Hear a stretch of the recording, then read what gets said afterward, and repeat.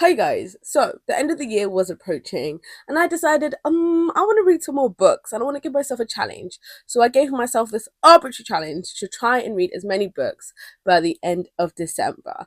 And I have dubbed that my 25 books in 31 days. So we'll call it 25 in 31. I've been updating you. I started posting videos on the go, and it's now far bit into January and I haven't really updated you, so this is going to be the final video. It's going to be lengthy. Sit down, get ready while I talk you through everything else I read in December that I didn't speak to you about previously on 25 and 31. So the book I read was A Dangerously High Threshold for Pain by Imani. As I said, it's a micro memoir, and in this book she's talking about her experiences with lupus and Graves' disease. For me, it was just a little bit too short. I read The Wizard of Oz. Yeah, and overall I really enjoyed it, surprisingly. The book that I finished on day 3 is The Missing Maid, and I really enjoyed this book. Now, it's not a book that's going to stay with me by any means, but I had a really fun time with it and I'll definitely continue reading this series. Anyway, let's talk about the book that I read today. The book that I read today was no clue of the name, but it's a Hades Town book. So if you don't know, and you might not know if you're following me on Instagram, one of my favourite musicals of all time is Hades Town, right? I absolutely love it.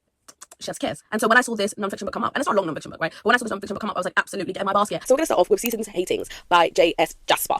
And this was a romance novella because I was very much like I'm in the romance mood. Like, what I want to do is read a romance. To be honest, there's not much else I really want. I feel like this is a Hallmarky-esque vibe. It's quite spicy as well. Oh, here's why I was disappointed about. I was disappointed because it's called Only Scientists in the Building. And like, whilst yes, this all revolves around an apartment and the different people in the apartment and they interact, I wanted, like, if you're going to call it Only Scientists in the Building, like, she's taking such a great name, but not done enough with it. But come the 7th, I was back on the horse and I finished 2 bags again. So the first book that I read and the first book I'm going to talk to you about is Christmas with the Horned God by Evie Weiss.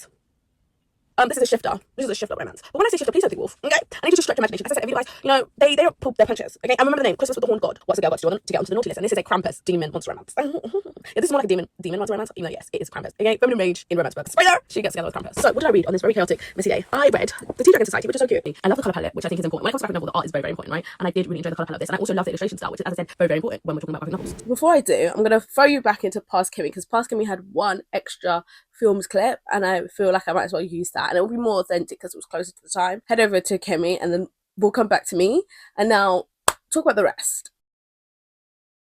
So today we are on day 12, I believe, and I've got another book for you. I didn't read anything on the 10th and the 11th, and things are starting to slow down. Things are starting to slow down, but it's okay. I have faith in me. I hope you have faith in me too. So before we get into it, let's just open the candles for day 11 and day 12. Oh, day 11 is empty, so it must have fallen down. Fantastic. And day 12 is this one again, which is pomegranate and clementine. Day 11 is stockings. And here's day 12. And then lastly, jewellery. The 11th. And it's some more studs, which are cute. Cute studs. I like studs. So, like, very cute. Day 12 is, oh, more hoops. It's almost like they heard me. They said, give a girl some hoops. And these are really cute hoops as well. Like, I really like these hoops. I think I'll really enjoy wearing these. They're cute. They're small. Very classy vibes. Enjoy. Well done me. Now, let me talk about the book that I read. And I'm really excited to talk about this book because it is so cute. Okay, so it's officially called The Longest Night by E.E. Ottoman. And I discovered it because Talk About Swoon does this thing. And that's where they make this post of, and it's called like Diversify Your Christmas Romance, which has been a really helpful resource for me in terms of some of the books that I've read for so far in terms of the romances.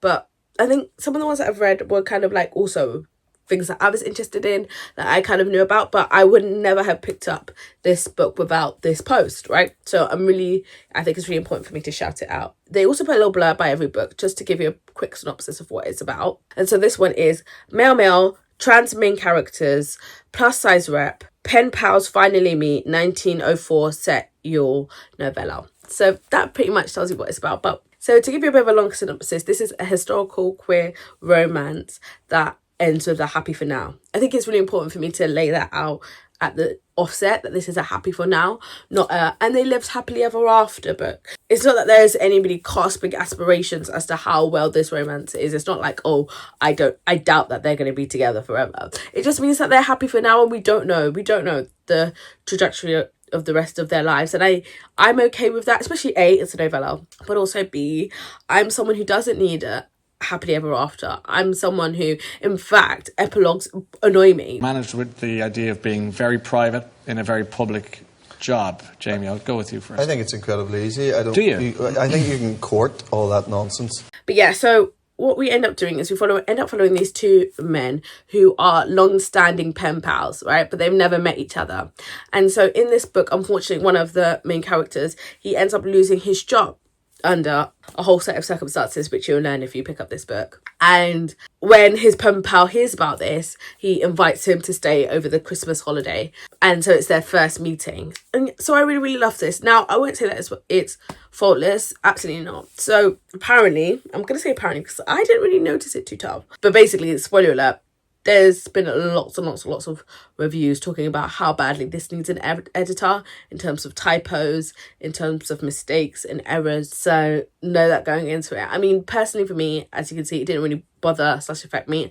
I read it for the story and I found that the story was compelling for me. But I think it's firmly my wheelhouse because it's a historical queer romance. Anyway, if you know, basically is what I'm trying to say. If you know, I love historical romances. Very specifically, it needs to have something more. It can't just be a historical romance.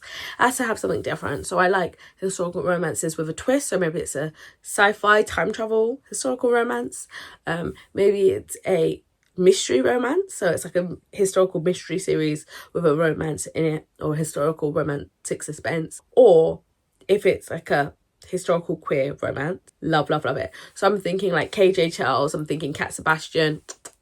They're two of my auto-buy authors. Like, I wouldn't necessarily they're part of my favourite authors because I don't rant and rave about them. But, like, when they release books, I pick them up, right? Because that's firmly, like, the type of books that I enjoy. So I do think that if you are a fan of KJ Charles, if you're a fan of Cat Sebastian, then this is the kind of book for you. Another thing is that it also really reminds me of an appreciation of cats, which I'm so certain I've definitely never spoken to YouTube about it because I read it recently. But Appreciation of Cats is like an indie book and it's very quiet. It's a very quiet queer romance. No spice, low spice, older characters. And I think they're quite similar in that respect, in that this is quite a quiet, low to no spice, introspective, older queer characters falling in love. And I kind of really enjoy that. I really kind of enjoy seeing different aspects of romance. And not every romance has to be hot and heavy. And not every romance has to be like a huge, dramatic, filled explosion. Sometimes it can just be like a quiet falling in love. And I think that is so sweet. I actually think it's so sweet. And I think this book is very sweet in that way. I don't know if I'm being very clear, but that's how I feel. I really liked how, as I said, this follows two trans main characters. I thought that was really well handled and I really enjoyed that representation in this book. I liked the setting. It was kind of like an isolated house in the middle of the woods setting. And I do think I like an isolated setting or a romance where we don't actually have to bother with a lot of side characters. I do like side characters, don't get me wrong, but there is something also quite nice about just like an insular book, you know, where it's just following a couple of characters. I think I kind of like that, as opposed to always needing like 10,000 other non-playable characters. You know what I mean? I'm like, it's okay.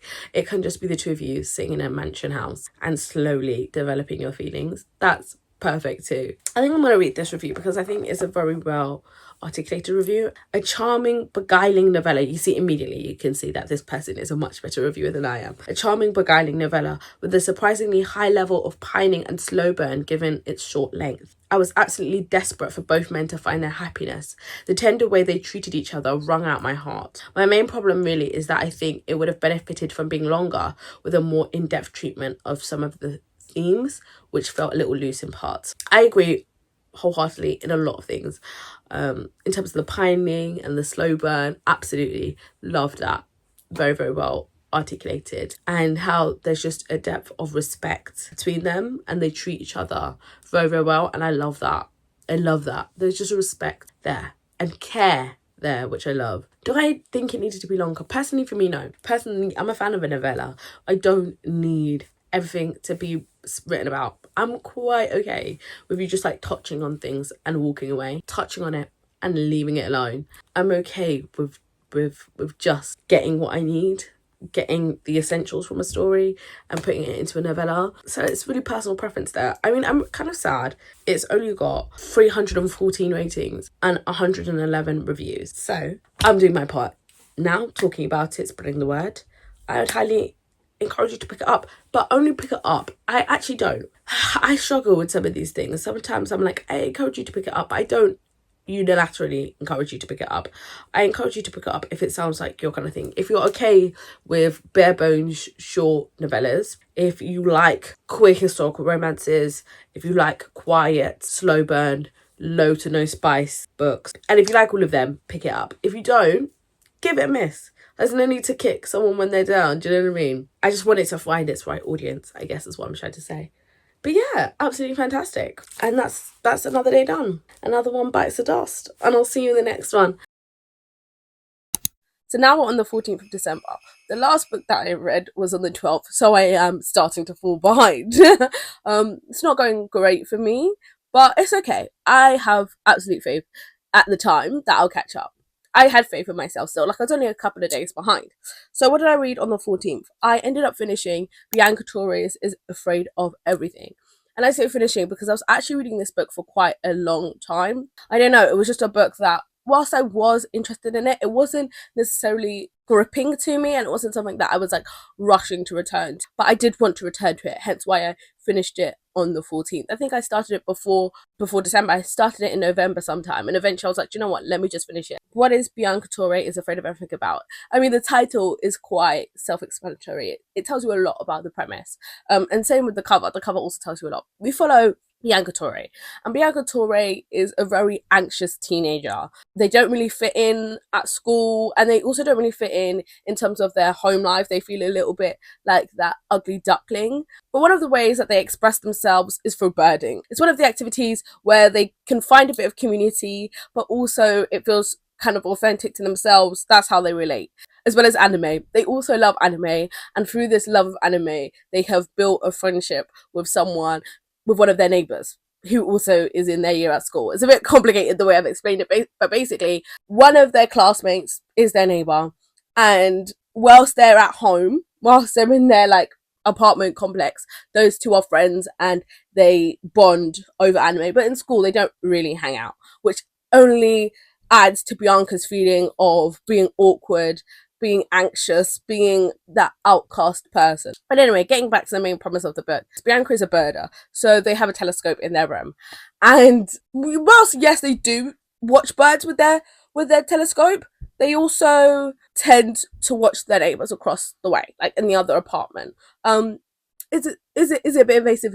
Yes, absolutely, and they know that, but they can't help it. It's a way that they form connection, and they really like just kind of like keeping updated with their neighbours across the way. Until one day, they're doing their regular checkup of of the other apartment, and they see one of their neighbours getting killed. Obviously, this is horrible. This is terrible. But what's even more horrible and terrible is when they're told that this was a suicide. And obviously they know it wasn't because they witnessed the crime as it happened. And then we follow Bianca as they have to try and conquer some of their anxieties to try and find justice for their neighbour, especially because their neighbour was agoraphobic, didn't really leave the house, and doesn't really have much family or community, so he doesn't really have anyone to search for justice on his behalf. So Bianca and their friend, they take it upon themselves to try and get to the bottom of this. And so that's why I picked it up, because at the end of the day, this is a teen murder mystery. And I love murder mysteries. And this year I discovered that I really do love teen YA versions of it as well. I also like middle grade versions. I just love the mystery thriller genre. So it doesn't matter what age group it is, I will enjoy it. So I picked this up. And first of all, I loved the birding aspect of this. It makes me want to be a birder. I'm not gonna lie, I've left reading this book and I've been telling my family, guys, I want to get into birding. I've looked up a local birding community near me. Unfortunately, they're at the most random times. They're like 10 a.m. in the middle of the work week. And I'm like, I'm working. I'm working. I'm sorry. I can't make it. But I am super interested in birding. And I want to owe part of that to this book. This book did make me feel like, oh my gosh, I want to watch birds. I love birds. I'm also now going to pick up some books about birds, non-fiction books. Why? Because I'm interested in birding.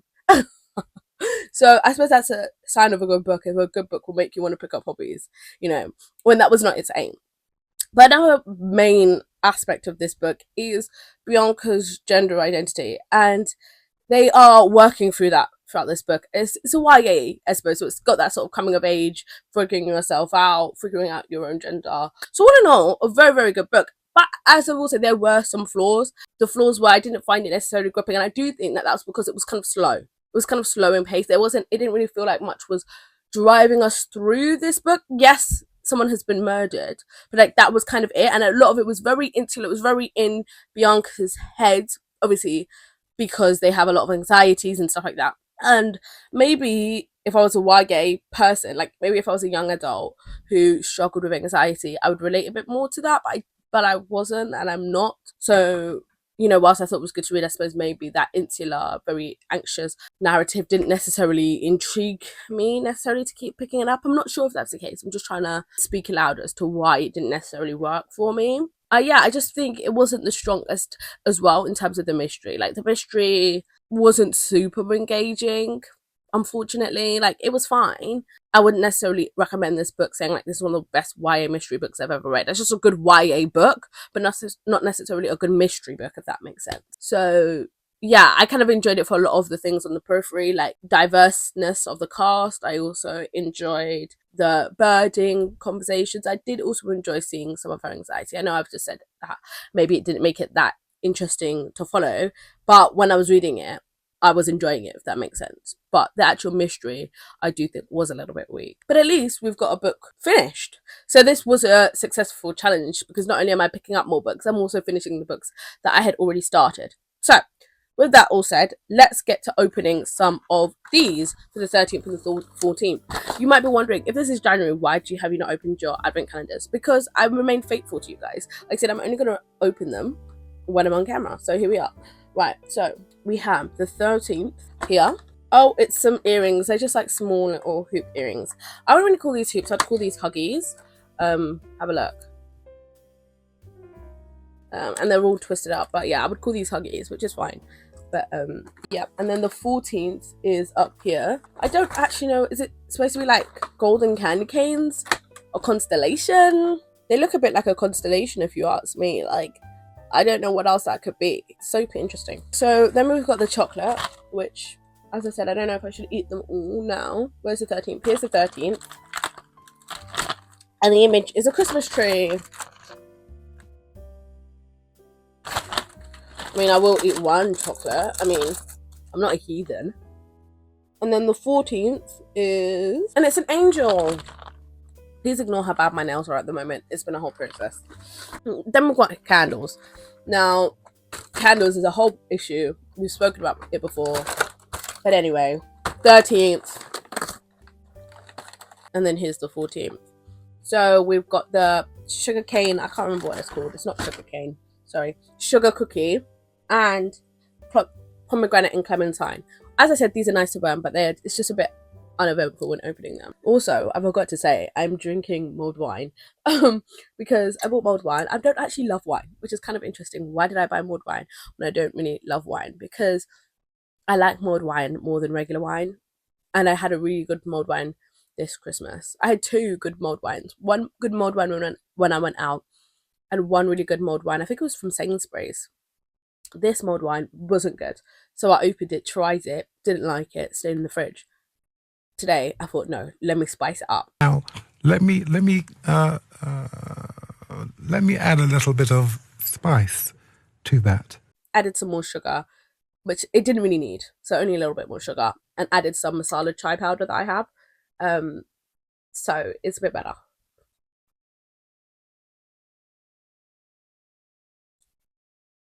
Not great, granted, but drinkable, and I need to drink it. This was a lot of mulled wine, but you know, maybe it'll make it a more fun, interesting video. So the 15th, I read 2 books, which is great because I kind of needed to catch up on the fact that I am behind. So the first book is Simone Says. Now, this was a very, very short, erotic romance. I did enjoy it. Now, the thing is, I often do tend to pick up like very short romance novellas, but if it's just like wham bam thank you ma'am, it's not for me. So I don't know why I pick them up, because I pick them up, I read them, and I'm like, how disappointing. In fact, I think I rated this like 1 star. But it's not like the fault of the book, because the book was exactly what it wanted to be, but that wasn't what I wanted it to be. So Simone Says, from the top of my memory, I'm never going to look up the synopsis, because like honestly, I don't want to say who cares, but like, you know. So Simone says we follow this couple, this lesbian couple, and it's a very established, like I think they're wife and wife already, like they're already together. But then they are moving house at the beginning of this book, and one of the wives is just mad. She's just vexed because they moved house, and she told her partner to like write where all of the stuff came from on the box, and her partner didn't do that. And so now they're stuck in this house trying to open boxes, trying to search for, I think they're searching for like candles or blankets, because the weekend that they're moving in, snowstorm, they're stuck inside, they can't go anywhere, they are sheltered in, right? And so it's like, at this more important time, I need to find what I need to find, and I can't find it because when I asked you to write the things in the box, you don't write the things in the box, so I'm vexed, right? And her wife is like, oh my gosh, here she goes again. I know what she's like. She gets in these moods, and I know what will snap her out of it. And then they do this kind of game where her partner, her name is Simone, so she's like, let's play a game, okay? Let's cheer you up out of this funk that you're in. This game is called Simone Says, like Simon Says, and you have to do what I tell you to do, but only when I say Simone Says, you know. And as I said, it's very spicy, so it's like very much like, ooh, kind of game, if that makes sense. Fine, absolutely fine. Good things about it, obviously this is a sapphic book. I love that. That's kind of why I picked it up. It's also a black sapphic, which is really, really good. What else? Quite frankly, that might be it. Quite frankly, it has nothing else going for it. Quite frankly, it's disappointing. I'm disappointed. But as I said, that was kind of because of what I wanted from this book, not what this book wanted to provide. You know, this book had an agenda and it completed its agenda, but that agenda wasn't my agenda. Do you know what I mean? I was like, yes, I'm searching for short fiction, but like, this is too much. Also, this was a Christmas romance. I don't know if I said it was also set around Christmas time, hence why they got snowed in. It didn't feel super Christmassy, it just felt more wintry, in my opinion, and I do think that there is a difference. But hey. So the second book that I read that day is another dud. Like, clearly something was going wrong on the 15th of December. I don't know what. Halfway through the month, I had a downturn because I also read The Song of Us, which is actually really interesting. It just wasn't for me personally. So basically, this is a YA novel in verse. And not only is it a novel in verse, it's a retelling of Orpheus and Eurydice. Now, if you've watched my other 25 and 31s, you'll know that I recently read a book about Hadestown, because I love Hadestown. And do you know what? Actually, I don't know if I said in that review that I love the myth of Orpheus and Eurydice. I think it's like a really, really good tragedy. I really get down with it. And I think I had known about it and I had loved the myth before I went to watch Hadestown, which may be why I love Hadestown so much. So basically, we follow these two girls who are in school. Can't really remember. Let me look it up. This one I shall look up. Basically, we follow our main character, Olivia, and she is a poet, right? And not only is she a poet, she has a whole poetry club going on at school. To me, it's not very clear like how much the other members of the poetry club love poetry. Like, yeah, clearly they do like poetry, but Olivia, no. She is a poet. Okay? And they're also all her best friends who are all in this poetry club. I also find that, I think I said this was about YA, and it's actually middle grade. And I also think when you're at that middle grade age, your interests kind of are shared amongst your best friends. Like, what they like, you kind of like as well, you also kind of engage in. So anyway, that's Olivia. Then a new girl comes to school. Her name is Eden. And immediately when they see each other, they love each other. They fall in love as much as you can be in love when you're a child. Right? So it's quite passionate though, because obviously first love, guys. You know, so they fall in love. And they say they're 7th graders, by the way. Just so that you know. Which I think is like year 8, maybe, in the UK. So you're still like 12, 13 is their age. Which I would actually kind of class like younger YA, which is why I thought this was a YA, but instead they've classed it as a middle grade, so take it how you will. Anyway, they instantly fall in love, but there are some caveats on this. Eden is not out, okay? She's not out at school, and she's most importantly not out at home. Her family don't know that she's lesbian or bi, right? Or attracted to women, let me say. So there are some restrictions on this relationship, and Olivia doesn't necessarily deal with these restrictions very well. She's very jealous, or she becomes very jealous in time, and isn't really loving that secrecy aspect of their relationship. And so she kind of lashes out, and her jealousy causes her to push Eden away. Soon she realizes she's made a massive mistake. Like, she she loves Eden, right? She wants to be with Eden, even with all of these restrictions, right? And I suppose another one of the restrictions is that Olivia can't tell her friends at the poetry club, which is a massive thing. Like, she can't tell, nobody knows about the two of them. They meet up in secret, not even their friends know. It's a whole thing, right? But then Olivia, after they've broken up, she's like, no, I've made a mistake. Eden goes on this whole other journey in school that you follow as well. But Olivia, meanwhile, is just determined to get Eden back, but using her poetry. Her gift of poetry is what is going to reunite them. And obviously, because it's following this tragedy, it doesn't necessarily end in the most positive of ways. But what I did like about this is that this is a retelling of Orpheus and Eurydice that doesn't feel so restricted to the actual original myth. Now, personally, for me, I love reading retellings. Like, I absolutely do. I love seeing how one story can inspire others and how that can be tweaked and changed, especially when it's changed to include to be more inclusive in a way. So, okay, so like this is a queer retelling of it, and I love that sort of aspect of it. And the fact that this is completely different, like, it's very, very distant. It's very, very tangentially related to the original myth. Like, it's not exactly the same, and I kind of enjoy that the author felt freedom to kind of flex their wings and take their own creative license. What I also really enjoyed was that it was written in verse, which kind of does make it feel more like a Greek classic, because a lot of, well, I say, and I don't know, so I don't know why I'm trying to educate you, but I do think that a lot of classic literature was written in not prose, in poetry, in verse. It's easier to remember, isn't it, if it's written in poetry than if it was just like text. Like, how are you gonna remember that? How are you gonna disseminate that to the mass? Okay, the mass can't memorize blocks of text, but they can poetry. If it rhymes, it's easier to remember. Anyway, so the fact that this is a novel written in verse really does like make it feel more of a retelling. Makes it does add a connection that I did enjoy. However, I just didn't enjoy this book. Like, it just wasn't for me. I suppose, like, if you know me, you know that my main genres are romance, mystery / thriller. So like romance, mystery, thriller, non-fiction. Unfortunately, this book didn't really come into any of them. Yes, it's a love story, but a love story is not the same as a romance. And I'm keen to emphasize that, okay? There are many a love story, but a love story does not a romance make. So I think I also gave this like 1.5 stars. I really didn't enjoy it, guys. And like, it's not a bad book. I just think this is very much a personal preference thing. It just was not for me. So if it intrigues you, pick it up. But it doesn't have my endorsement. Oops. Okay, so let's open our advent calendars. This is starting to look very, very beat up, but that's okay. Right, 15th. We have pomegranate and clementine. So, yeah, that'll burn fine, I guess. The chocolate, 15th. Oh, and it's a snow globe. And then the main event, the jewellery, 15th, is a ring, another ring. Also, it's being kind of blocked. There's another one that's kind of like coming in, but we'll just ignore that. We'll just hope that I'll find where that was supposed to be later. What do you think? Just a nice basic ring. So that's the 15th. Where are we in terms of how many books we read? 1, 2, 3, 4, 5, 6, 7, 8, 9, 10, 11, 12, 13. So we're still behind on the 15th, but we can make it up. It's the 16th. So I'm still on a roll, guys. We've got this streak. I'm gonna break up.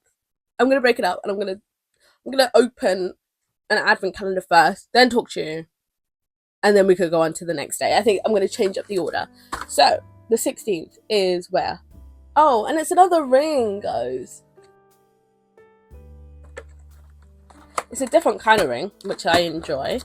It's quite dainty, which is quite good because, like, I don't really wear dainty rings, but I think I could add more dainty rings to my like quite heavy rings, if that makes sense. Right, then the chocolate for the 16th is, oh, Dancer, another reindeer. Rudolph the red-nosed reindeer. And then lastly, and leastly, if I'm honest with you guys, and it's another pomegranate and clementine. Right, so what was the book that I read on or finished on the 16th of December? I finished Three Kings. What's the subtitle of it? Okay, so it's Three Kings. The subtitle is Race, Class, and the Barrier Breaking Rivals Who Redefined Sports and Launched the Modern Olympic Age. I think it's really important to say the subtitles for non-fiction because it tells you a lot more than just the main title, right? But yeah, anyway, I say all of that to say I read this book. Specifically, I read the Everand original version. Okay, and it was only until, again, as I was logging it, that I realized that there were two versions. There's a longer, long form book with the same title, and then there's a shorter Everand Originals version. And I read the shorter Everand Originals version, and it did feel like this was one star. This is one of the worst books I've read all year, and it was because it was so disjointed. Like, it didn't really necessarily follow. Like, it just didn't feel very connected. It didn't feel like a greatly edited piece. And now I realise that's because it's most likely just chopped up pieces, like selected passages of the long version. And I suppose they did try and make it so, okay, so yes, this is a shorter version, but you're still going to get everything you need. And I absolutely don't think that's the case. I don't think that's the case at all. I feel like, or write it from scratch. Maybe I could be wrong. Maybe they did write it from scratch in order to make this book, but I just didn't think it was. I thought it was really, really bad, and I couldn't understand why it was so bad before, and then I figured it out. It's a biography, I guess. It's a telling of, I think it's 1924 Olympics in Paris, and we follow these three like diverse Olympic champions, and they're all swimmers, right? And so it's like they had a massive impact on swimming. And so what's their names? There was Duke, Johnny, and someone else. What's their names? Right. Okay, Johnny Weissmuller. There was a new record set today, and the winner, Johnny Weissmuller, in the new time of 57 and 4/5 seconds for the 100 meters. Katsuo Takashi. Japan's Katsuo Takaishi. And Duke Kanamako. I'm really sorry. Okay. Duke Kahanamoku from Hawaii, a poor kid, not greatly educated, but very, very popular. If I've got this right, Duke was Hawaiian, Katsuo was Japanese, Johnny was a poor immigrant in Chicago who then went on to be Tarzan. Okay, these are all fantastic people to follow. Like, I had not heard of any of them before, right? Obviously 2024 was an Olympic year. So again, was interested in the Olympics. So I have to read a book about it. Like, if I'm interested in something in my life, I have to read a book about it. It's just me as a person. I'm so sorry. And so this is how this book originally came on my radar. But I'd never heard of these three athletes before, and they are super fantastic. Like, when you go, I think the Olympic page does have like articles on all three of them, and when you go and read about them, like, they are just so fantastic, and I'm just so in awe of them. And so I do absolutely think that this is a great book to have written, and a great book to read if you read the long version. If you read Everand, don't waste your time. You might as well just read articles on them, because then you'll at least get a more well fleshed out view of them. I found it so confusing. I found it disjointed. I found it a waste of my time, if I'm quite frank. It wasn't engaging. Also, I also think that the narrator was bad. I'm sorry to say it. I thought that the narrator was bad because the narrator was just confusing. It didn't engage me. So then I would just be like, wait, it was boring. The narration was boring. And I feel like with some non-fiction topics, in order to liven them up, you kind of do need a good narrator, like a narrator who's basically just chatting, who's just talking, and it kind of feels like, oh my gosh, like, okay, so not just not a dry reading. And I felt like it was quite a dry reading. That's how the narrator chose to do it, which is valid, but it's not a way that I want it to be read. I want it to be read with more inflection, more tone, more emphasis, more passion, more energy. More passion, more passion, more passion, more energy, more energy. Negatives all around. Negatives all around, unfortunately. But I still feel like I'm tempted to give the longer version a good go, another shot. But at the same time, I'm also not tempted because it's going to be the same narrator, I believe. I'll do my research, but I leave it's most likely to be the same narrator. And I do think that is one of my main issues with it. The narration was not good, in my opinion. It's not my style of narration. So you win some, you lose some. Day 17. Day 17. Right, so we had a bad day 16. And not a great day 15, if we're honest, either. So, what can day 17 do for us? Let's have a look, eh? And the first book that I read was a children's picture book. So, as I said, I will read all genres. So, I will read a picture book as well. And that is Nothing Rhymes with Orange. Now, this book has been on my radar for a while. I think I borrowed it from the library a few times in 2024. And then this is finally the chance that I picked it up. And it's quite self-explanatory. We follow an orange. And there's a main sort of narration going on. And it's like, oh, once upon a time there was an apple who went and got married in a chapel. And after the wedding, they ate falafel. You know, something like that, right? And that's the narration. And then the orange is like, oh, okay. And then it moves on to the next bit. And it's like, oh, yeah. And then the apple went and met banana, whose name was Flounder. I don't know what else rhymes with banana. You know, and then I'll move on to, and then there was Cherry, who fell in love with Berry. And that was very scary. Because they had commitment issues. No, but you know what I mean? Like, that was kind of the vibe of the story. And Orange the whole time is like, just like, oh, I want to be involved. Like, can't I be involved? And he's like, seriously? And then it moves on. And then it's like, oh yeah. And then there was a Kiwi. He's like, Kiwi? How is Kiwi getting in it before me? And then it's like, oh yeah. And then there was Guinnep. It's like, Guinnep? I don't think they really had Guinnep. I don't know what you call Guinnep. I call it Aki. But you know what I mean? And then he gets really sad, and in the end, they include orange. They're like, because orange is the most orangey, canorangey fruit there is, and we all love orange. And that's basically the premise of the picture book. And it's just a good time. Like, it's not stand up, but it's like, it's a great time. Like, there's actually something really soothing about reading a picture book. Like, there's just something soothing about it. Like, you just read it, nice poetry, nice images, takes you 5 minutes, and you're like, great. And then you move on with your life. And that was Nothing Rhymes with Orange. Great. Enjoyed it. Not earth shattering, but I had a good time. At the same time, I think for me, maybe because I'm old, I do like some more messaging in my picture books, because I suppose also when I read picture books, I also kind of am doing market research for books that I can buy kids in my life. or books that I can like note, like, yeah, if I ever have kids, which I'm only 22, please calm down. Like, but you know, if I ever have kids, this is a book that I would read to my kids. This is a book that I'm not necessarily going to think of. Like, yes, I suppose there has to be enough nonsense books to like balance out their message books, but I do love a picture book with a message. Personally, I love a message in a picture book. I love a moral, or I love some sort of like diversity. I love something. I love a theme. Okay, this one didn't have a theme, but that's okay. Okay, so talking about things that don't have a theme, let's move on to opening one of these. So we opened day 16 already. We're on day 17, and it's something that we haven't had in a while. This one, which is Moonlit Cabin. How fun. Day 17. What's the picture for today? An elf. How fun and cute. You know? We just want pictures of elves every now and then. And then day 17, what jewelry am I gonna get? Oh, I hate this. Sorry. They are the tiniest studs in the world. And I don't wear studs. I mean, they would be good for like a second piercing, which I only have one second piercing on this ear. But even then, they're costumes, so I'd have to put them in and take them out, and put them in and take them out, and that feels annoying to me. Here they are.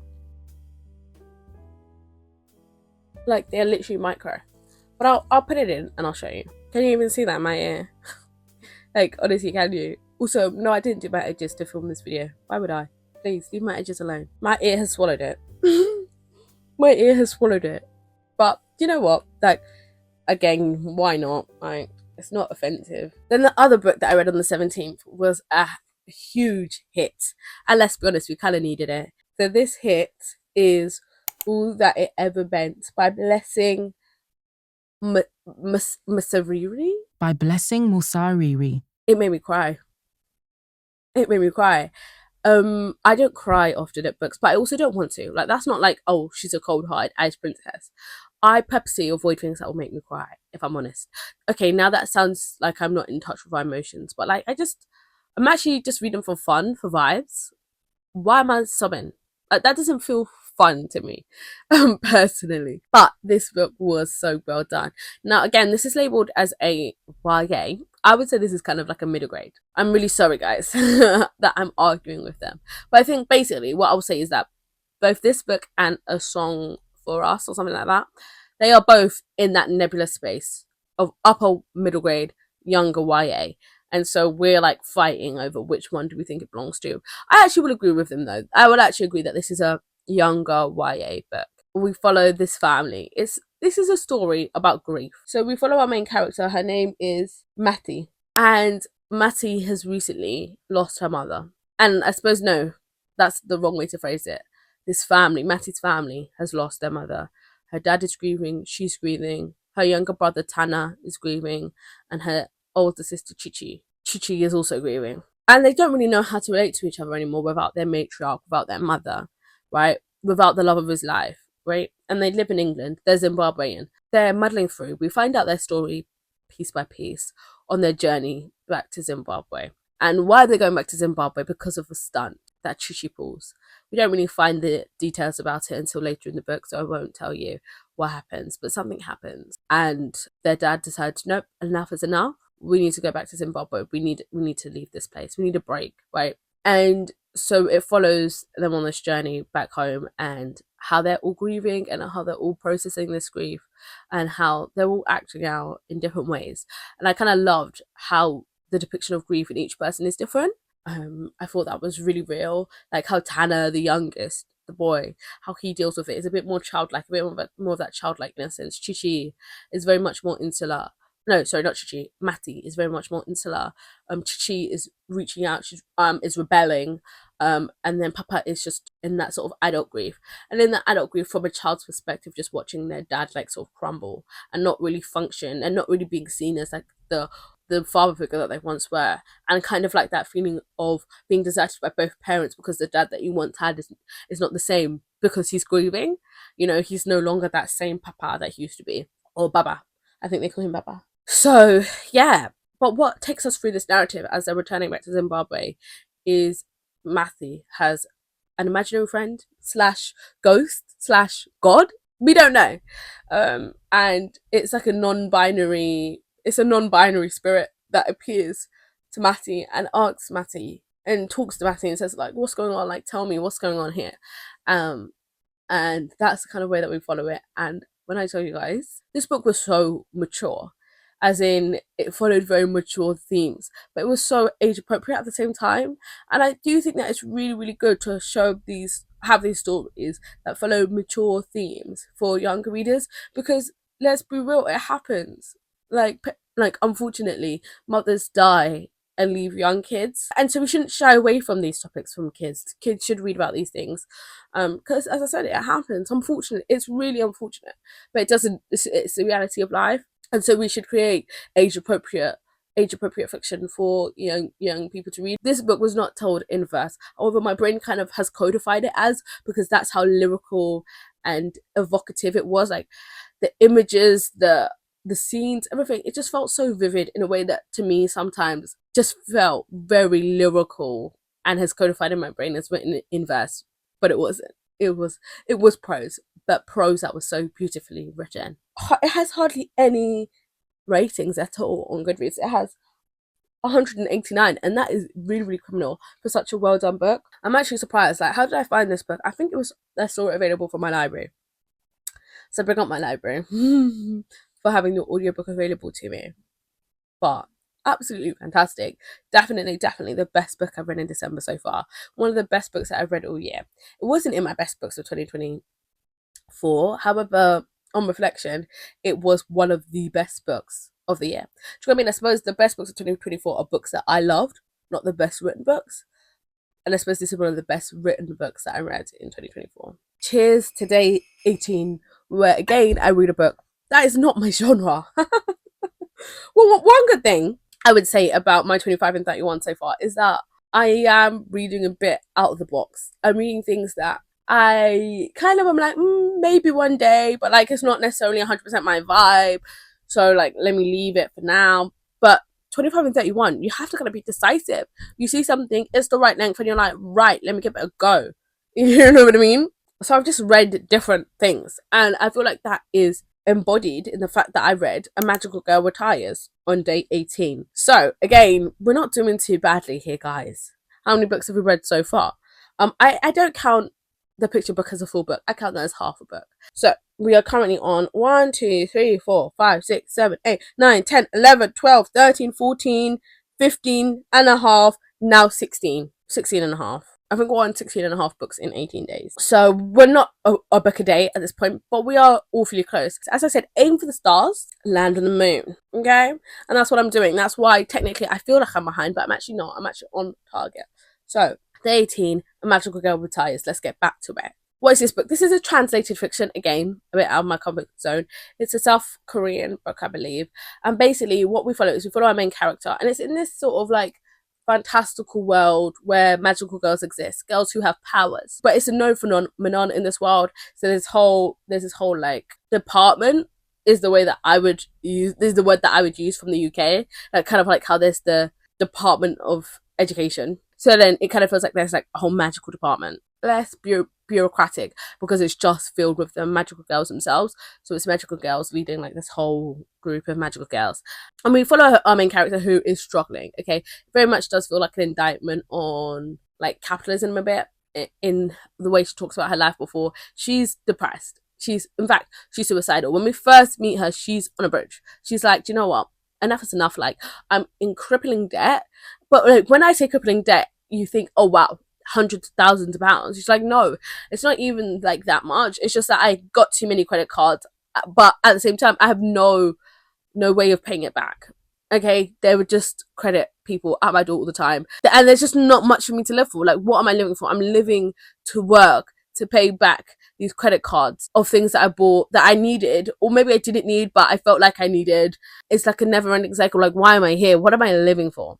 So she's on this bridge. And then next, this magical girl appears and she's like, babe, you're the one who I've been looking for. Come with me. And she's like, all right, okay, I guess. And they're like, you are going to be the magical girl of time. Wow. We've been looking for you. There's a prophecy about the magical girl of time. And yes, you will be paid. And she's like, okay, that's enough said. You're telling me I'm important. You're telling me that I'm needed. You're telling me that there's a prophecy about me and I get paid? Absolutely. Obviously, it's not that simple, but that's how I would describe the opening premise of the book. I'm really not sure what the synopsis says. The synopsis probably says something completely different. That's how I read it. But this was written as if it was magical realism. I don't read magical realism.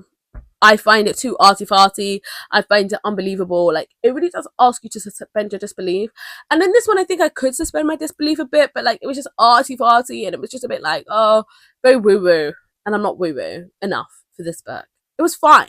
Like, the actual story was fine, and I think if the story was written in a different way, I would enjoy it.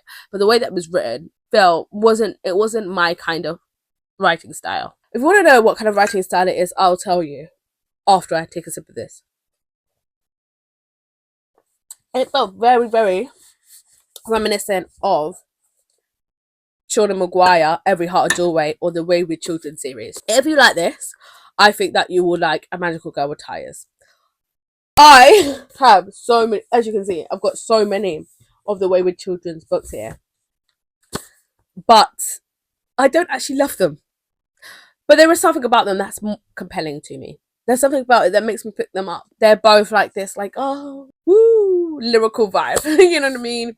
They're both short, but are sort of supposed to reflect something about society. Like, whilst they're talking about like magical girls and all of that stuff, there is something that they're saying about the world that we live in. It's up to you to interrogate that as much as you want, or as much as you don't want. If you don't want to like read into it, then you don't have to. You can just say, oh, okay, there was kids walking through portals, or you can be like, oh yeah, there's magical girls, and there's a magical girl of time. But there's also a cli-fi, yeah, I said it right. I said what I said.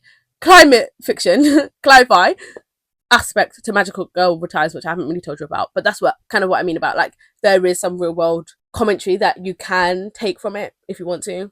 It also kind of reminds me of like this book as well. Like any of these like fantasy, very like, oh, portal worlds and magic in the real world and any sort of like of those kind of books, you'll enjoy it. I don't really like those kind of books. I have them, I've read them, but I don't love them. So this is a 3 stars. Or actually, to be honest, a Magical Girl with Ties is a 2-star. But like those kind of books are like 2.5 stars. Yeah, so why did I pick up this book? I don't know. But I had a fine time reading it. Like, I can still remember the storyline and everything. But it was like a 2-star read. I really don't have an explanation for you guys. I don't. I wish I could explain it. But I can't. I can't. It's just not my kind of book. It's just not my kind of book. That's sort of like... it's just not my kind of book. So, let's talk about something I will love. Jewelry. So, we are on day 18. So, let's open up the 18th day. Oh! Oh, we got something new. Pearls. Diamonds are what girls' best friend. No, because this is a pearl. But, you know, still something different. Something new. Something different. I haven't gotten pearls yet. I've only gotten gold jewelry. So, I'm really excited by that. Let's open up the candle next just to switch up the order. So we're day 18. This one is Moonlit Cabin again. So that's day 18, I guess. And then lastly, we have Nomo. Day 18. What's the picture gonna be? Day 18 is here. Right on Santa's face. It's Santa. Santa's on Santa. Oh, and Santa's blue again. I love that. I love that they've really lent into the blue Santa. I'm ashamed. It's day 23. It's day 23, meaning the 19th, 20th, 21st, and the 22nd. 4 days of no reading. And I was doing so well. I was doing so well. But here we are. And I did finish the book on the 23rd, you know? So it's crunch time. You know, before I was kind of like reading a book, leaving a day, reading a book, leaving a day. No more.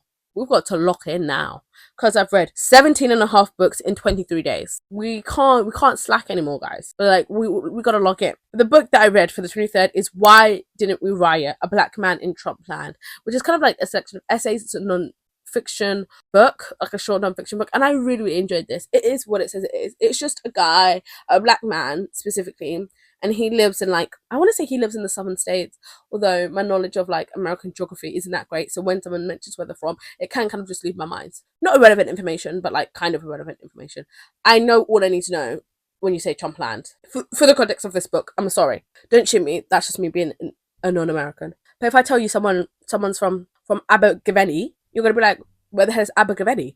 Unless you're from Abergavenny, or from the UK, or know someone from Abergavenny, you're going to be like... But if I'm like, oh, they're Welsh, you're going to be like, okay, that's all you need to know. I'm not saying that that's good. Just saying. Alright? Abergavenny. Justice for Abergavenny.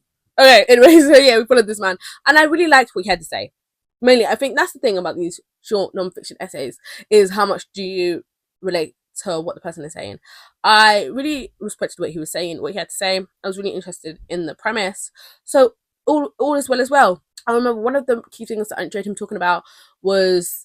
about some of his white neighbors who like him but support Trump, and how they can have that sort of like mental dissonance between the two, how they can like be like, oh yeah, we're here, of course we love black people, but we will support Trump, you know. Or even though he's black, when he starts to get codified as black, when he talks about black issues, and everyone in his church, for example, starts to rebel against him, and they're like, why are you talking about blackness and race? We don't want you to talk about race. We also talks about like black people who have supported Trump, or kind of like that sort of like Trumpism kind of vibe, MAGA vibe, which was interesting. But yeah, it was all very interesting. I just had a good time. Let me see. I don't have much else to say, to be honest with you, but let me have a look about what the synopsis says, because that could provide some extra insight for you. Yeah, I read the synopsis and I was spot on, basically. Basically, it says exactly what I said in nice language, but it said what I said about what the book is about. But it also does say about he's from South Carolina, which I hope you're happy to know. He's from South Carolina. And it says a wide range of topics that have been increasingly divided Americans, from police brutality and Confederate symbols to poverty and respectability politics. I told you about how he spoke about his church and like the things that he was dealing with in his church, and he said that was because he spent a long stint, specifically 18 years, in a white evangelical church, and he talks about that experience. And I thought that was really interesting. This is one of those books I'd have to read again. Maybe when I had, and I even felt that at the time, I felt like, as I'm trying to read 25 and 31, for the most part, I retain a lot of what I read, but there is a lot of it that goes. Like, my brain is a bit of a sieve, and it kind of sieves out a lot of the information. And so this is one of the books that I read, and obviously I can remember the broad strokes of it, but a lot of the finer details have been muddied. Kind of like this image. This image right here, you can't really see what it is. It's a Christmas scene. You can kind of see the vibes. Because I've got it focused on my face, you can't see what it is. And that's kind of how I feel about this book. I can see the broad strokes of it, but the finer details gone. I would encourage you to pick it up. It was available on Everand. So if you have Everand Scribd, try it. Why not? Are we tired of this? We're tired of this, Grandpa, because I am, sorry to say. So we've got the 19th, 20th, 21st, 22nd, and the 23rd. So we've got 5 things to open. So I won't bore you. 19th, Frosty. 20th, Cupid. 21st, Robin. 22nd. Oh, no more chocolate. Very self-referential. No more. Don't like that. But I don't mind it. I don't know how I feel about that yet. 23. Vixen. I think I'm just going to open up all of these, guys, and I'll just cut out the 24th. Because these advent calendars only go up to the 24th, don't they? The advent calendars. They go from the 1st to 24th. And I'm tired of this, so let's just finish it up. Ooh! That was so dumb. They're all on the floor. We have another Moonlit Candle. 2 more sugar cookies. 2 more pomegranate and clementine. This one goes up to 24 as well. So we'll do the 19th first. Oh! A nice heart charm. I really do like this charm. Really, really do like this charm. I know recently it seems like, oh, she's not been super excited by this, but I am actually really happy by it. So that was the 19th, sorry. 20th. Oh, a star! 21 is missing. We'll find it. Oh, I really like 22. 22 has hoops, and they're interesting hoops, not hoops that I would regularly see. 23. 23 is interesting again. Have a look. Day 24, Christmas Eve is upon us. So you could be thinking, did she actually read on Christmas Eve? Who does that? Who reads on Christmas Eve? This person reads on Christmas Eve. I can't slack anymore. I've slacked already. I've got to read and read. I did. 3 books. Not 1, not 2, but 3 books. 3. I finished 3 books. I said finished because I think I started some of them in that long gap where I didn't finish anything. So, just saying, taps on my back. So buckle in because today is a long day. I'm going to talk about first the book that is most reminiscent of the last book that I read. So I read the latest Wayward Children's book. Now, I was just saying, like, why do I read these books? Why do I read these books? I don't really know, you guys, but I do, and I enjoy them. Well, enjoy is a strong word, but I have a all right time reading it. So, The Wayward Children is a series by Sean Maguire. Sorry, I've changed the way I'm sitting, and now I'm sitting side on. Let me move back.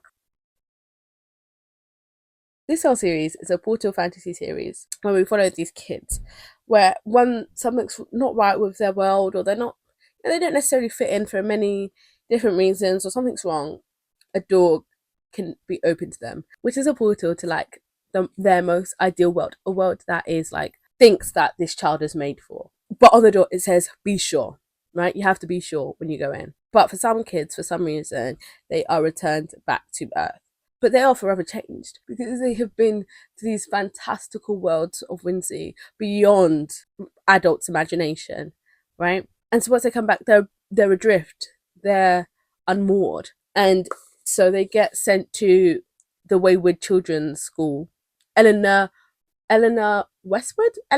something school for wayward children. And so for all the adults, it's like, oh yeah, this is just a school for lost kids who are, working through it. But in reality, this is a school for kids who have been returned from their portals. And each book kind of follows different kids. Sometimes we go to their world, sometimes we don't go to their worlds. I read Mislaid in Parts Half Known, which is one where the kids do go into fantastical worlds. Why did I pick this up? Because it follows dinosaurs. It was given, the cover gives Jurassic Park. Now, you don't know this about me, but I love Jurassic Park. Or maybe you do. I don't know who's watching, but I love Jurassic Park. Because who doesn't? Because Jurassic Park is a great film. I'm actually like looking at you sideways if you say you hate Jurassic Park. Like, what is there to hate about Jurassic Park? Crazy behavior. So that's why I picked it up. But yeah, it was fine, guys. More kids going into fantastical worlds. Usually, all of the kids have like a tragic backstory, so we learn some of the kids' tragic backstories. We're now at a point where it's very like you do have to know, you have to have read all the books before. There are some books that you can like just pick up and read, but this book was like, no, we're gonna see characters who have been characters in the past books. And if I'm honest, I don't really recall all of the plot lines of all of the books. There were some books that I just like went straight over my head. So it didn't really mean anything when certain characters came on page. I was like, okay. So that is like a fault of me, not of the books. But is it a fault of me or is it a fault of the books for not making me remember? No, it is definitely my fault. It's definitely my fault. Because why am I still reading these books? Couldn't tell you guys. There's something about it. How was the Jurassic Park done? I feel a little bit cheated. I felt like we could have spent more time with the dinosaurs, personally. But I love dinosaurs, so I want to spend as much time with the dinosaurs as possible.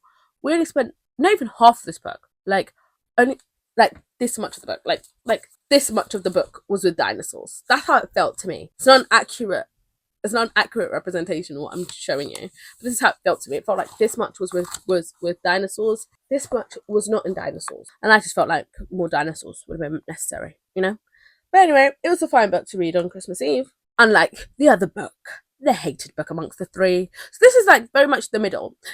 I'm ranking the 3 books that I read. And of the 3 positions, this one's in the middle. Like, it's fine. I will read the next book when it comes out. But I'll probably say the same thing. Like, you know what I mean? It's me. It's not the author, it's me. I'm not hate reading these books, but like I'm not enjoying them either, so it's my fault. Middle of the way. I'm gonna go down to the worst one of the 3. The worst one of the 3 was You Make It Feel Like Christmas by Tony Tony Shiloh. Why was it the worst? Because this was Christian fiction. This was Christian fiction. Disguised. We've been duped! Bamboozled! We've been smeckledorfed! That's not even a word, and I agree with you. Well, one could say how was it disguised? It was disguised because before I picked it up, I didn't know it was Christian fiction. My fault. It is actually my fault because I don't really read too much of synopsises before I pick them up. In fact, it kind of feels like I never ever read the blurb, really. If I'm honest with you guys, I kind of look at the cover, maybe the first 2 lines. That's it. I never get to the end. I don't really investigate. It's purely vibes based, most likely vibes. So I say all of that to say, it does mean that a lot of times I go into books and I'm like, this isn't exactly what I wanted, this isn't exactly what I thought, but it makes it more fun also. Because like, if I know too much, then I'm like, yeah, this was all in the synopsis. You're shocked? Why are you shocked? It was in the synopsis. I saw it was black, Christmas, romance, and it wasn't spicy. I've read it quite often. The last spicy romance book that I read, Simone says even, oh, I didn't want a spicy book. I didn't. So that's why I picked it up. But do you know why it was clean? Why it was a clean romance? Because it was a Christian romance. It was a Christian romance. Now you're saying, what's wrong with a Christian romance? Nothing, in theory. But I don't like it. When 50% of the way through the book, the realization dawns on me. This is a Christian book. This only ever happens to me when I pick up books from Everand Scribd because they're free and so they're there and then I pick them up. And also it means that I do less vetting of the book because they're free and they're available to me. I'm just like, okay, let me pick it up. And then they're Christian fiction. I'm like, whoa. When I pick up free books from the library, they're not Christian fiction books. Like, I don't think my library has that much Christian fiction books. It's just not that much of a thing. I think there's much more of a market for Christian fiction in America. And obviously my library, I don't know, I just don't feel like my library has that much Christian fiction books. Or like it's siloed in a separate section for people who want to read Christian fiction. Not just like, oh yeah, in the romances, here's a random Christian fiction. Like, what's wrong with this book and the fact that it's Christian fiction? Because it gets to a point where like, they rely on God to inform their decisions, as you would if you're a Christian. I don't know. I just don't want to be preached to when I'm reading.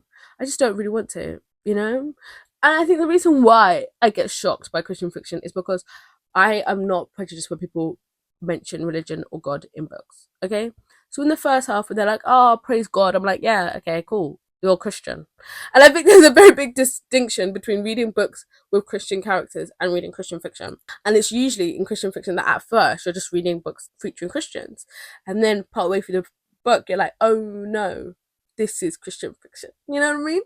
I don't know how else to describe it. Like, I've read characters where characters love God, they pray, they da da da da da, and I'm like, yeah, that's fine, that's cool, that's chill, that's your belief. As I would in real life, I'm like, that's fine, that's chill.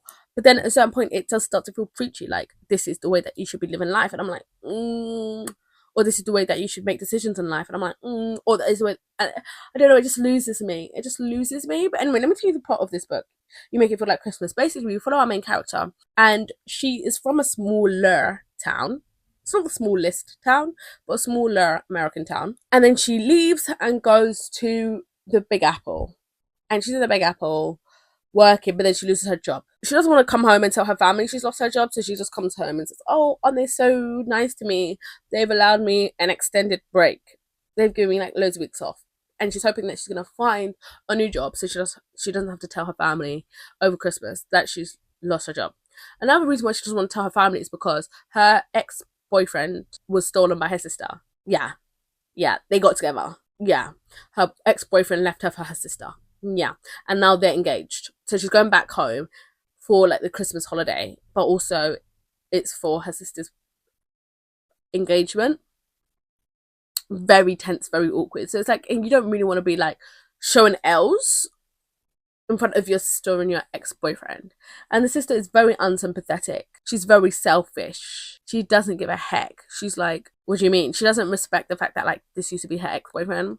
She's very brazen and very brash, and her whole family just accepts her as is. But anyway, they have a brother. A brother has a best friend. So when she goes back to town, it's basically her having a relationship with her brother's best friend, who is a bit like, your family's a bit sus for that, for real.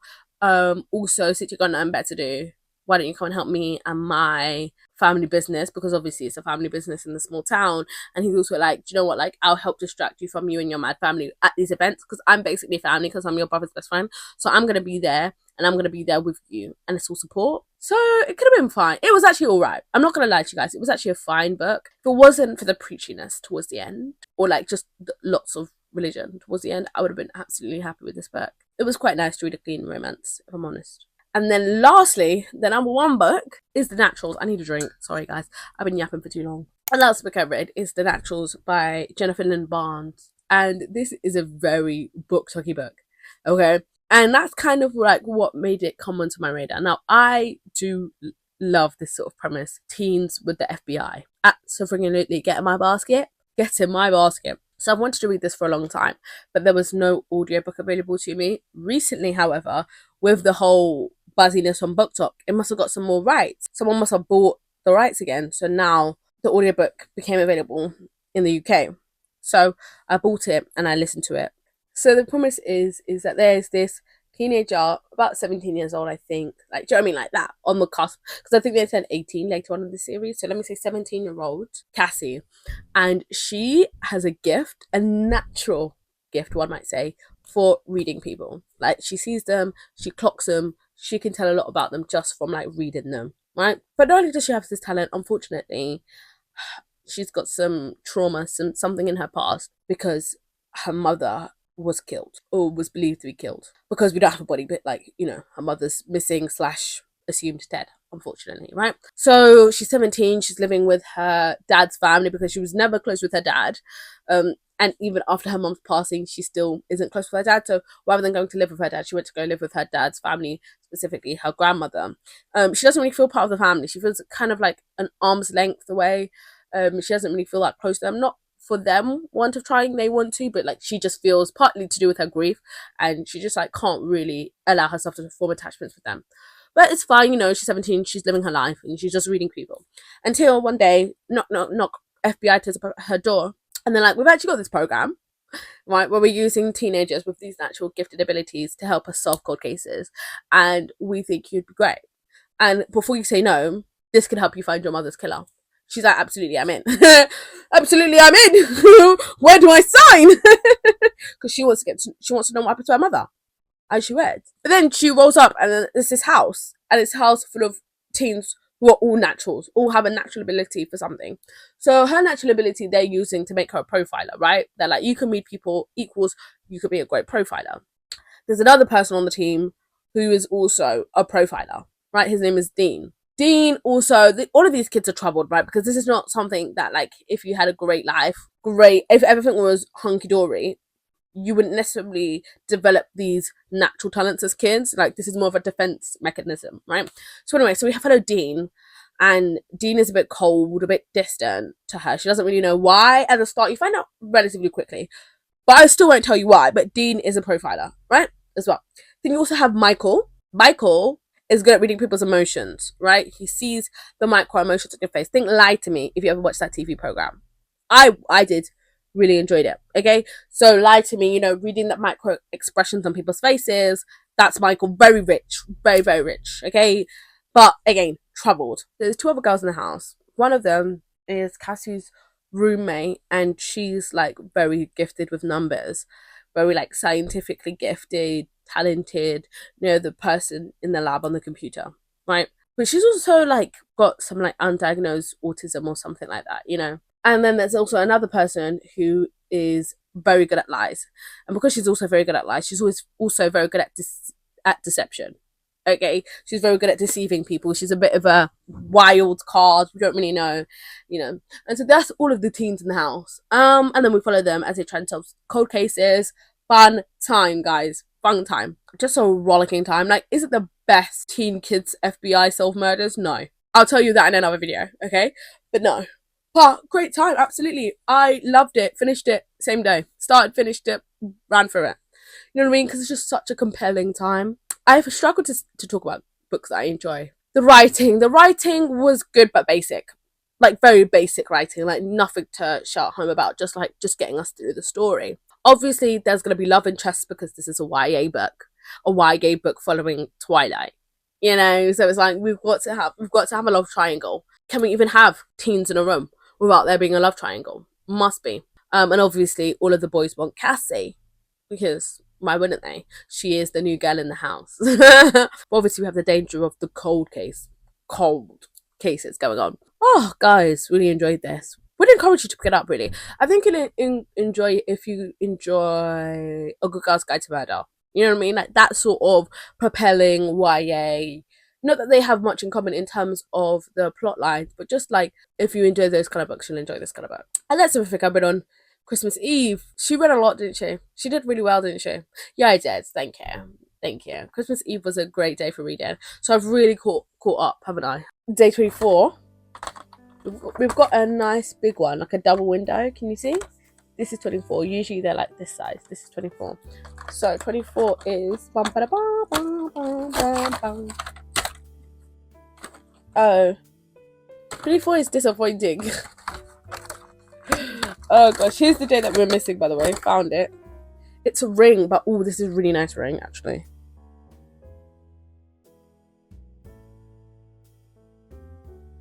It's not really letting me show you, but basically it's like it kind of curves up. It's got a nice curvature to it.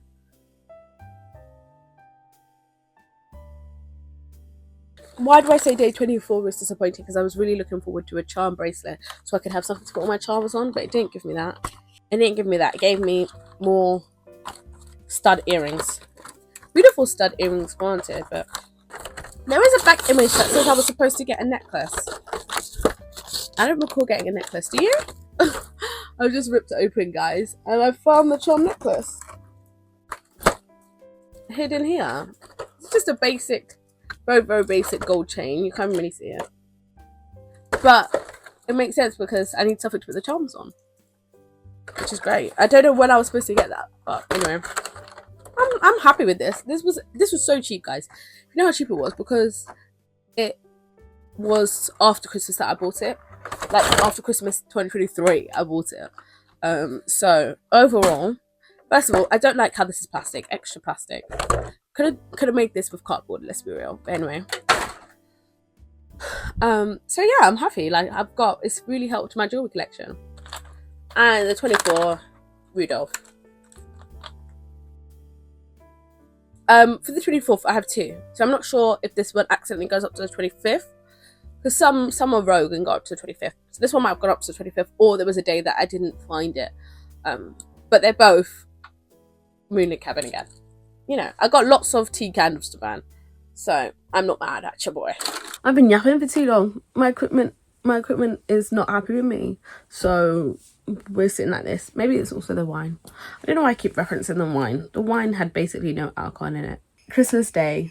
How do we feel? How was your Christmas Day, guys? My Christmas Day was good. Thank you for asking. It was good. Did I read anything? Yes, I did. I read A Christmas Carol. Now, I love A Christmas Carol. This is quite a recent phenomenon for me. But for the past couple of years, I must consume A Christmas Carol in some kind of form. Whether that's reading the original, reading retellings, watching retellings in the theatre, in movies, in TV shows. Like, in some sort of way, I consume A Christmas Carol. This Christmas, I didn't do much consuming of, like, other things. I just read A Christmas Carol again.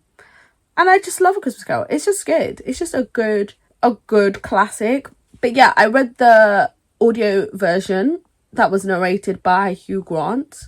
That's just a solid one, I find. I don't know if I've actually listened to any other versions, but I do like that version. That version's a good version. There might be better audiobook versions of it, especially because it's out of copyright. It's just a good book, and it's a good book to read on Christmas Day, isn't it? It feels very Christmassy. I had a very calm Christmas this year, which is probably why I could read on Christmas Day.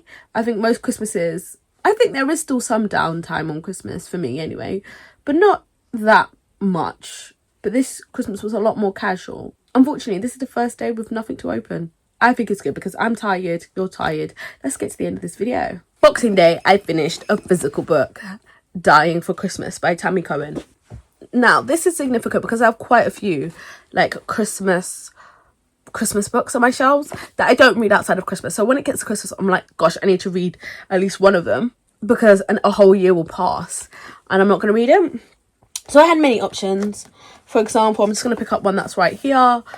The Mistletoe Murder by P.D. James. But for some reason, I picked this one up. It was more thrillery. And when I read the synopsis, so I did read the synopsis of this one. And when I read the synopsis, it did call out to me. So the plot of this one is Christmas, a time for friendship, a time for family, a time for fear. Swept up by the magic and romance of meeting a handsome stranger at Christmas time, Jessica Gold makes a spontaneous decision. But now she's being held prisoner. Every day he gives her a gift, each one more disturbing than the last. She knows he has something special planned for the 12th day of Christmas, but can she outwit him before it's too late? The countdown is on and time is running out. So, I don't know if I read this synopsis. What I got from it was that there was someone being held captive, serial killer vibes, presents each day on the 12th day of Christmas. Now, I love a serial killer book, so I think that's kind of what made me pick this up, as opposed to some of the other Christmas books that I have. For example, like this does follow murder, but it's not a serial killer. And that was important to me, I guess. I mean, I haven't read any... So far in December, I've not read like any serial killer fiction. So I picked up this one. This was a disappointment. This was not a great book, I must be honest with you. I watched a video on YouTube, like a live show talking about it, just to like confirm. And I think Gwendolyn was in it. I'll put it on the screen now. And they didn't love it either. And that made me feel really vindicated because it's just not a great book. I will say my cover is much better than some of the other covers out there for this book. This cover's a good book.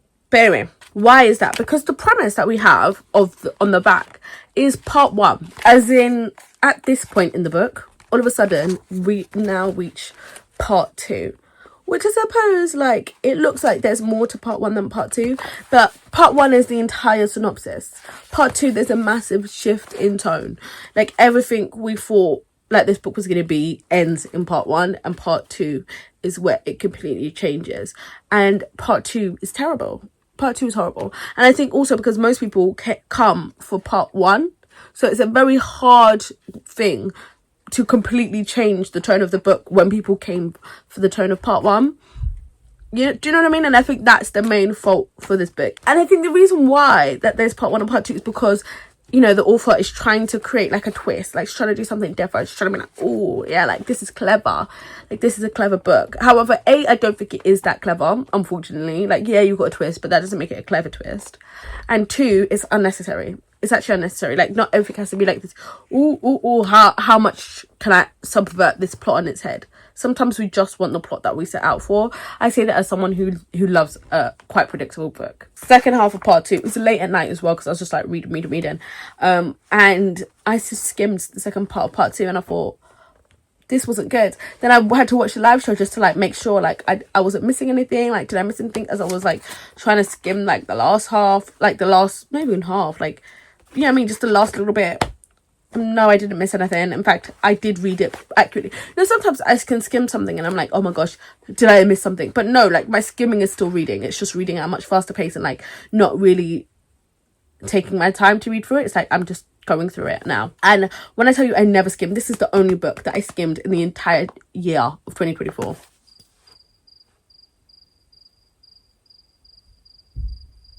Like, that's how significantly bad it was, and how significantly it had lost me by the end of the book. I could not handle it. Also, in the live show, they spoke about how like this doesn't feel super Christmassy to them. Like, it could have been any time of the year, apart from the fact like he gives her a gift a day, but a gift a day didn't feel very Christmassy either. It wasn't like it was like, on the 12th day of Christmas my true love gave to me. If it had somehow tied in that song in the gifts that he gave her, it would have felt more Christmassy. But it was just like a random gift every single day, and it was one. You know, it wasn't like on the first day of Christmas he gave her a partridge in a pear tree and it's a dead partridge, and then on the second day she gets 3 dead birds. And you know what I mean, like it could have been, I mean, that sounds so horrible. Like, I don't want any dead birds. As I said earlier on in this video, I want to start bird watching, but like at least that could have been something. Instead it was just like, oh yeah, here's a toy that I had from when I was a child, and then he goes on this long diatribe about his childhood, and you're like, okay. I'm bored shitless. So, you know, I mean, it's good to read Christmas oriented books, but hopefully they're a bit better than this. Day 27, I'm back on the horse, guys. I'm back on the horse. I'm locked in. I told you, like, after I didn't read for them 4 days, I was disappointed in myself. I said, I've got to lock in for the rest of the year. So I finished 2 books on the 27th. I'm so proud of myself, really. 1, 2, 3, 4, 5, 6, 7, 8, 9, 10, 11, 12, 13, 14, 15, 16, 17, 18, 19, 20, 21, 22, 23, 24. 24 and a half books in 27 days. So when I say smashing it, I do in fact mean smashing it. As in, one more book and I've won the challenge. She's that girl. Who's that girl? Yes, Miss Eve. I'm that girl, you know? One of the books that I read on the 27th is a book, but it's like very, very, very, like, do you count this as a book? It's an Everand original. Nope, wrong. It's a Kindle original. And Kindle do this thing sometimes where they will release 6 short stories by different authors, all under the same theme.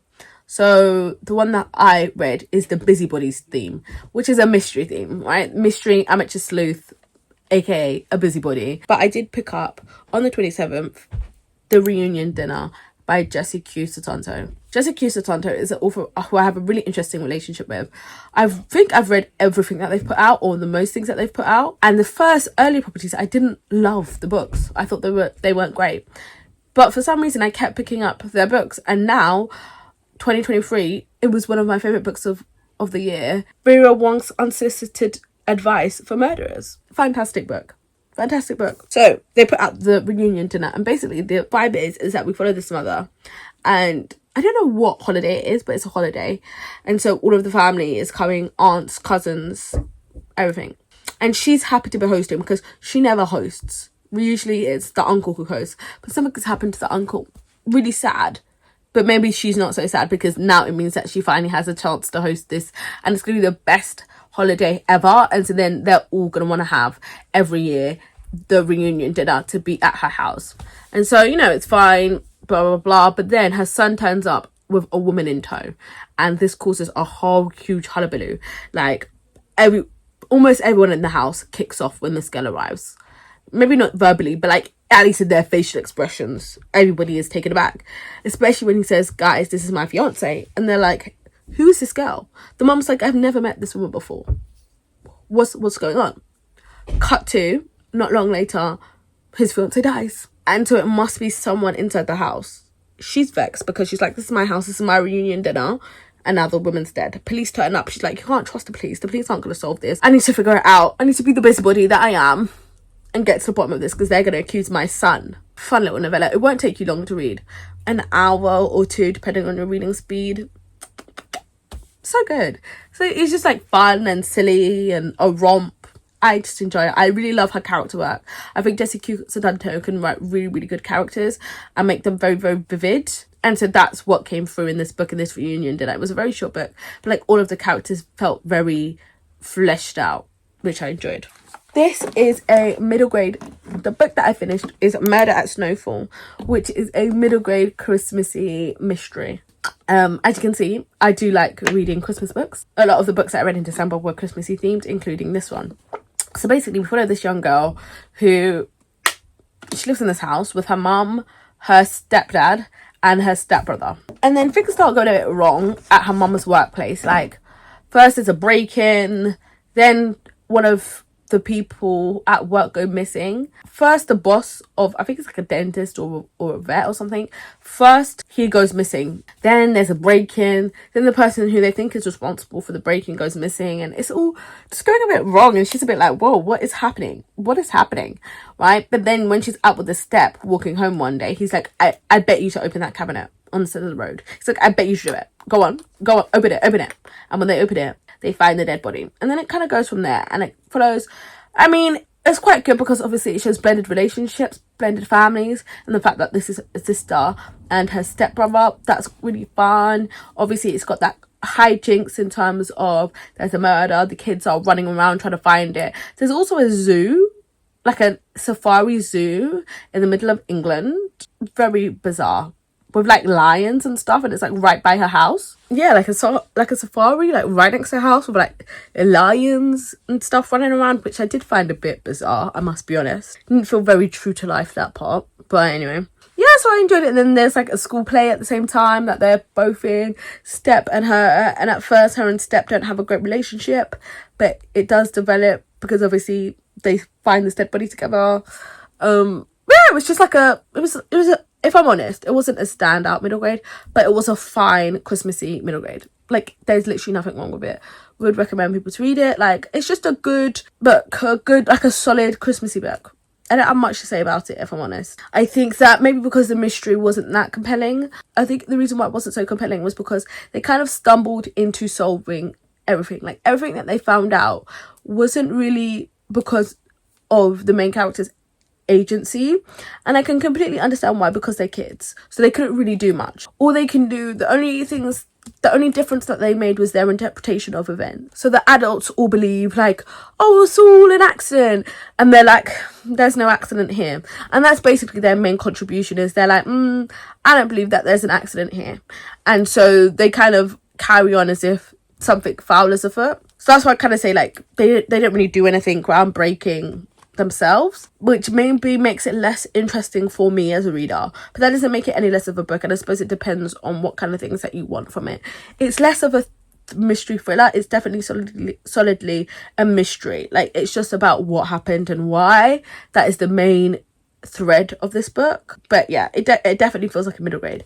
This is not a upper middle grade / lower YA book. This is a middle grade book, which is quite refreshing to read. Just like a book for kids. Day 28. It's time for a break.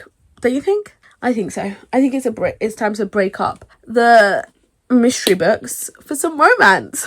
So the first book I read was Hook Up to Holiday, which is a sapphic monster romance. What I love about monster romance is that when you think monster romance, I think a lot of people think that's going to be like the same setting every time, but no, it's not. It's different. It changes. So this is what I would call green academia. I don't know if that's like a real thing.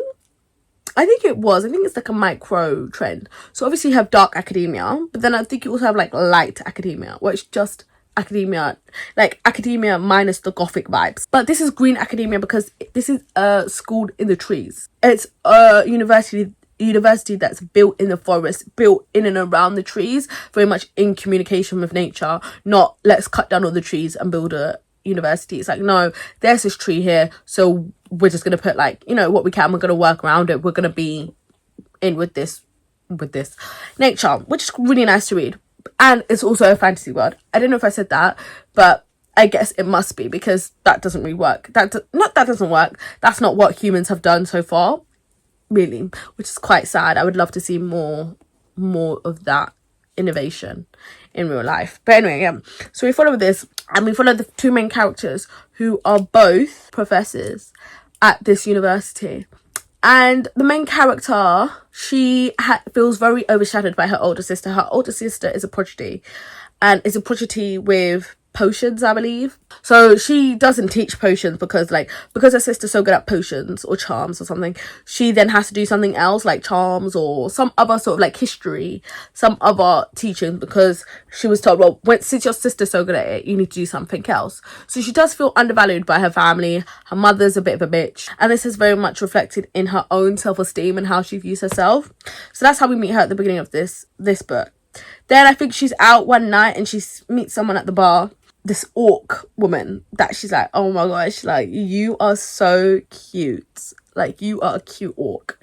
I like me to you. So then they have this whole flirtation, but obviously cut to next day, she finds out this orc woman is the new head of her profession at the university. Obviously, there's no fraternization between the head of the profession and her staff. So then they can't be together. This is obviously really upsetting for the two of them because they like each other. They want to be together. But they're like, no, we'll just be friends, until the main character was like, oh, I've got to go back to see my family, but like, I just can't cope with them. And so she's like, okay, Miss Orkman, can you come home and fake date and pretend to like be my woman and like help smooth over my relationship with my parents? Like, do you know what I mean? I just need a buffer. Can you be the buffer? And so Orkman is like, oh, absolutely, I will come with you. And then that's kind of where it goes. I did not love this book for many reasons. I felt like the Orc Woman gave it a bit of shifter romance vibes, right? Werewolf romance vibes. Because the werewolves are very much like, I'm primitive. I'm like, with my emotions, like, that's my woman. Nobody touched my woman. Very possessive, very, that kind of energy. And the Orc Woman in her parts of the book, she kind of read like that. She kind of was like, oh yeah, I want you, you're my woman now. Porgy, you is my woman now. Do you know what I mean? That kind of vibe. But she doesn't necessarily act on it, but that's just like, she's like, oh, my instincts. I didn't love that sort of like primitive nature. And I know I do like monster romances, but the monster romances I like aren't that. I think it's more sexy for people to just choose to be together, controversially, So I didn't enjoy that aspect. Also, Green Academia doesn't really do it for me. Academia in general just doesn't do it for me. Green Academia is a bit better for me than Dark Academia. But again, Academia is not really my preferred setting in romances or in other books. Like even in mysteries and stuff. Like I just don't prefer the Academia setting. As for the characterization, I didn't feel like the characters were that strong. Okay, fine, I have an image of what the main character and the main love interests are like in terms of character. But A, I don't think they had that much dimension to them. And B, the rest of the side characters felt like NPCs. They didn't feel very flushed out. Not that they necessarily should, but I just feel like they weren't. And they didn't have much community around them. Personally, I love books, and I love romance books where the characters have community.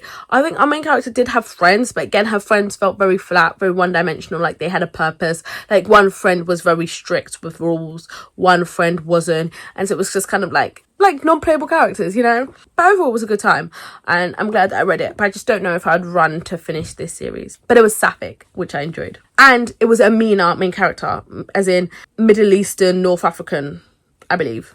Amina author. And so that's also why I picked it up, because I don't feel like I read that much from Mina authors. Then the next book I had is Meltdown to Mistletoe, I believe is what it's called, the title. I'll put it on the screen if I've got it wrong. And this is a very, very short novella. Where basically we follow this woman, and she just had a horrible couple of months. I think she split up with her ex, then she lost her job, so then she lost her apartment, so now she's had to move into this shitty apartment.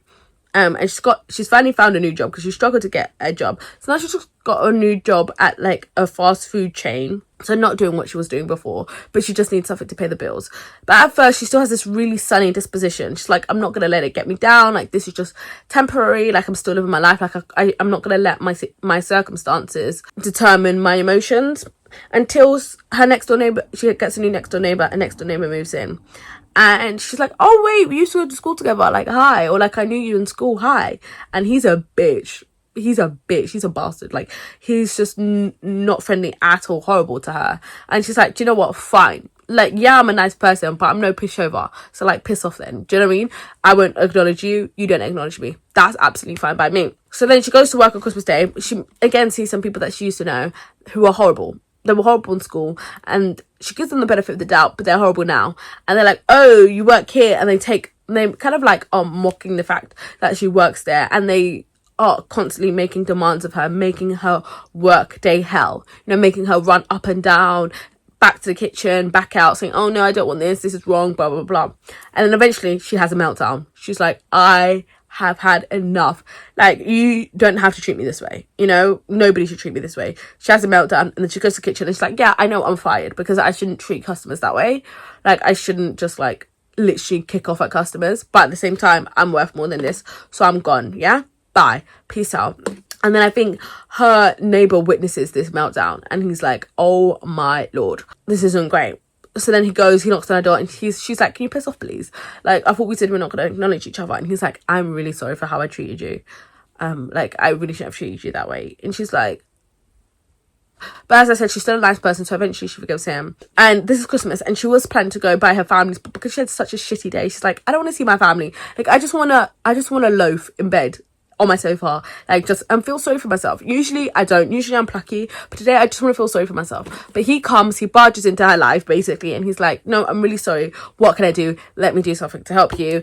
Then obviously they start feeling each other, hence meltdown to mistletoe, because they go under the mistletoe, smoochy. I've actually told you the whole plot line of this book. I wasn't planning to, but I fear. It was so short, and I guess I kind of remember everything that happened in it. So I fear I've told you the whole plot line. I mean, it was fine. I mean, it was engaging enough. Like, as I said, I remember it all. I remember everything that happened in it. It was just a fine book, to be honest with you. It was something to read. It was something to get through. It was a diverse romance. It was Christmassy in theme, which is why I picked it up.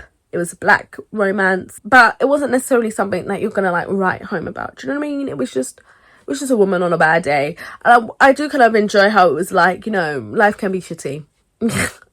I do enjoy that talk. You know, life is not always great, and sometimes you do have a meltdown. But you know what? It's not necessarily bad to have a meltdown, because you never know, the love of your life might witness it.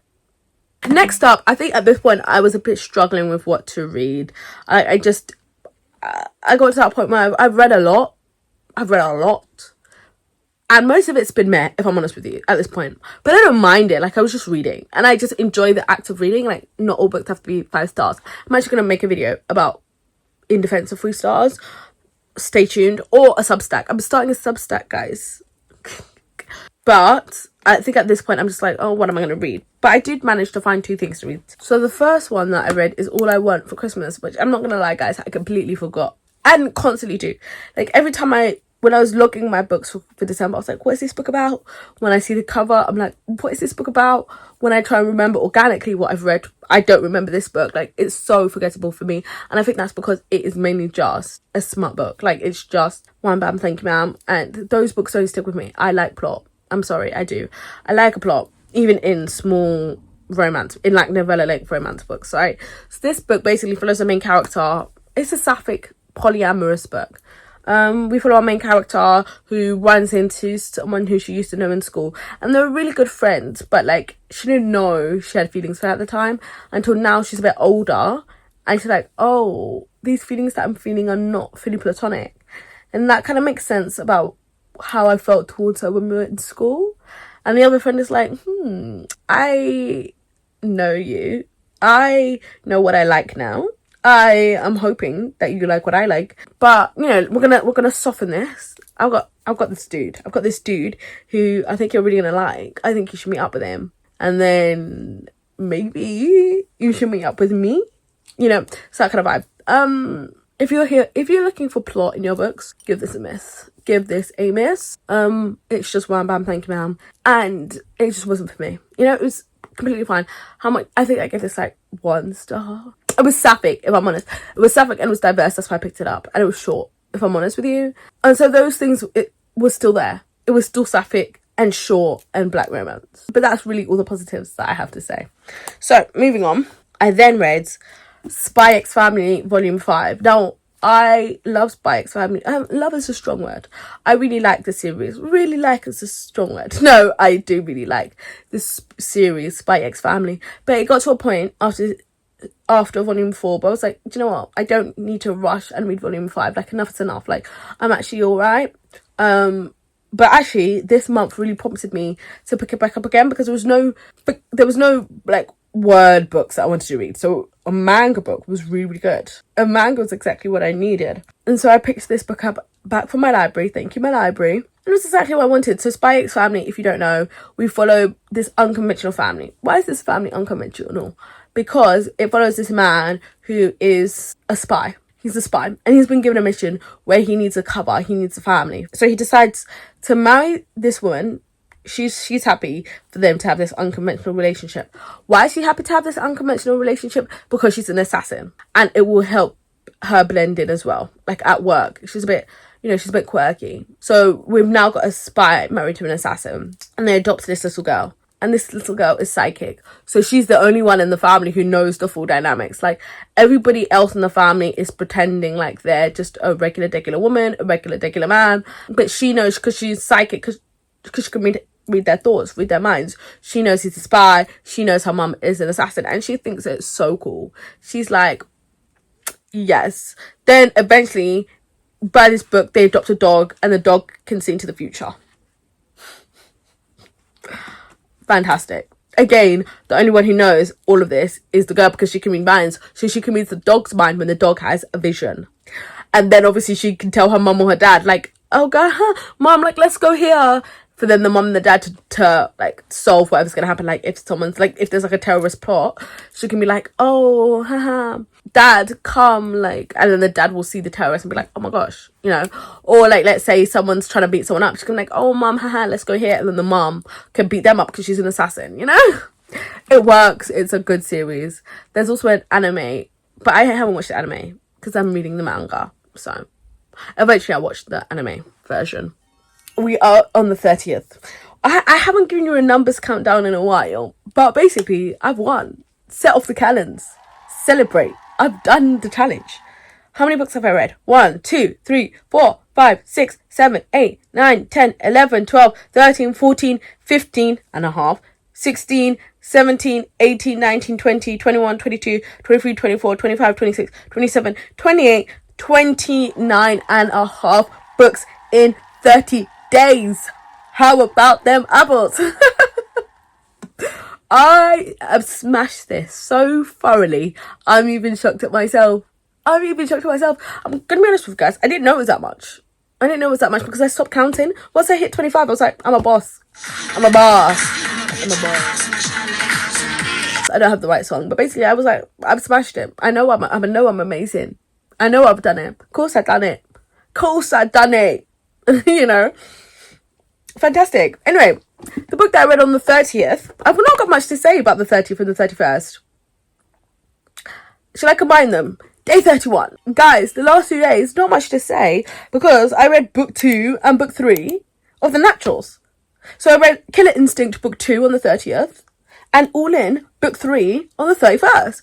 That was really, really good that I fell in love with this series just before the end of the month, because it really helped me quickly get through 2 more books. Like, I read 3 of this series in like the last week of December. So I literally, when I say I flew through these books, people might think, oh, like, oh, okay. No. But you guys know how quickly I ran through them. So I can't really tell you the plot of them, which is why I wanted to combine these 2 books 2 days together, because I can't really tell you much, because that would be spoilers. But just know, like, it's just a continuation of the storyline, solving more cold cases, or maybe perhaps solving hot cases, or cold cases that become hot. Fantastic.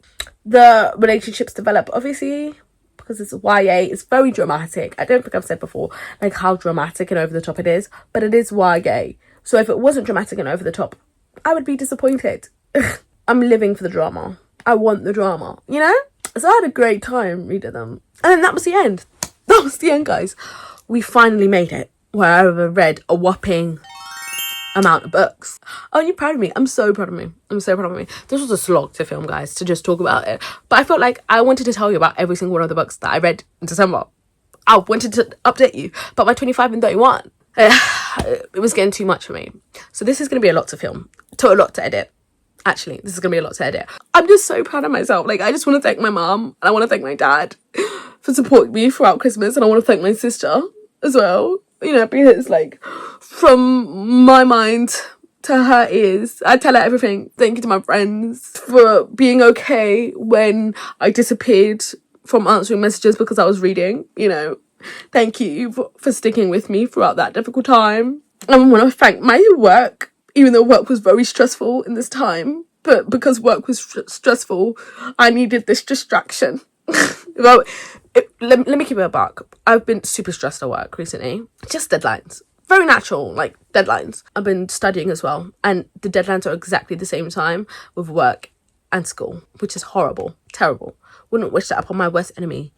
Except you, my worst enemy, Gwyneth Paltrow. I say all that to say, I think that this was really good because it helped me keep my sanity, if I'm honest with you guys. I think it kept me sane. So when I wasn't working, I was reading. And it was very much like a sanity piece, which is also why, like, I didn't need these books to be 5 stars amazing, because I needed to be able to disengage from these books and get back to work. You know what I mean? I didn't need these books to, like, take over my life, my mind, my control. The 30th to the 31st, when I started reading the Naturals, was okay because I was on leave for the Christmas period. So that was okay. Also, you can see when I went on leave, actually, because I started reading a book a day. Earlier one, I had some gaps, and that was because I was still working. But the last week or so, I'd leave, which was amazing. I needed it. So, yeah, that's a bit of a background explanation, which I guess I've never explained until now.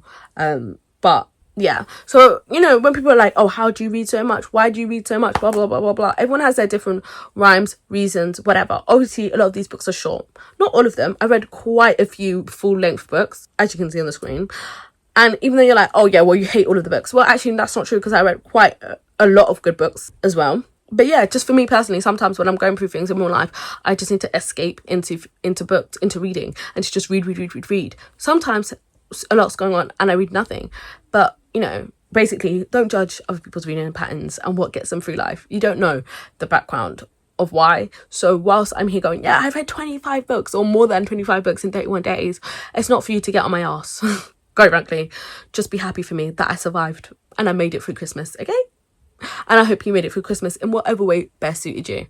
And stay tuned, because I'm going to now talk to you. Now that I've spoken you through all of the books that I read in December, I can start talking to you about my bookish stats for 2024. Trust me, I've got a lot of stats. I don't know if you know this, but I work with stats. Like, I am a stats person. So absolutely, I've got a lot of stats. There's going to be lots of different videos, but the first one I'm going to start with is my 2024 Wrapped, because absolutely, because So I'll see you then. Bye, guys.